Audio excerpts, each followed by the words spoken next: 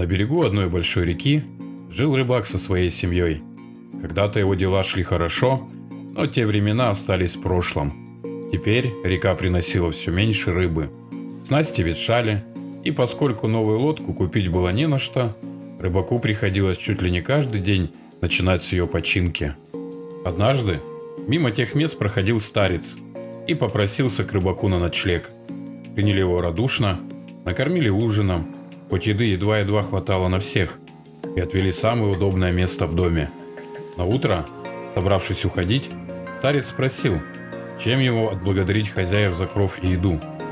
Видя, что старец совсем не богат, рыбак только усмехнулся и сказал: «Вижу, человек ты мудрый и многое повидал.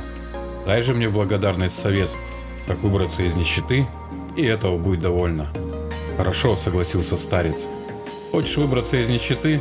Утопи свою лодку», — сказал и с тем ушел, только его и видели. Не понял рыбак такого совета, только плечами пожал. Может, старец-то из ума выжил? Как же утоплю лодку? Мы сейчас еле добываем пропитание, а без нее и вовсе от голода умрем. Не последовал рыбак совету. Жил как прежде, бедствовал все больше. Вот уже и без ужина нередко отправлялась спать вся его семья. Однажды, в сильную бурю, его старенькая ветхая лодочка разбилась. Сам рыбак едва-едва уцелел. Посидели, погоревали, но делать-то нечего. Собрали свои скромные пожитки и снялись с насиженного места. Пошли вниз по реке искать доли. Долго ли, коротко, привела их река в большой рыбацкий поселок. Сколько же там было лодок, и больших шхун, и совсем маленьких лодочек. Невольно радовалось сердце рыбака, когда он глядел на них. Но своей-то у него не было, и купить было не на что. Сидел рыбак на берегу, глядел на чужие лодки и кручинился.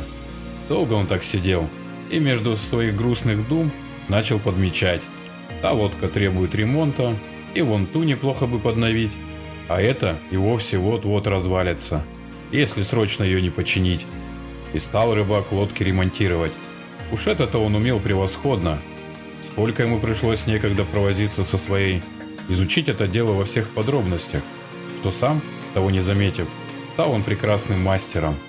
Работу его быстро оценили, и скоро в поселке о нем слава пошла. Творит, мол, человек чудеса, лодки чинит, лучше новых становятся. Потянулись к нему люди и издалека. Немного времени прошло, смог он и дом новый купить, да не развалюху, а добротный, с красивым садом, и денежки стали водиться, а уж про голод в семье никто уже не вспоминал. Только тогда рыбак вспомнил того старца с его советом утопить лодку и понял, какими мудрыми были его слова. Так часто бывает, человек цепляется за старое до последнего, страшась перемен больше, чем привычных тягот и горестей. А перемены, чего бы они ни начинались, всегда приносят хорошее. Особенно, когда человек готов это увидеть и принять.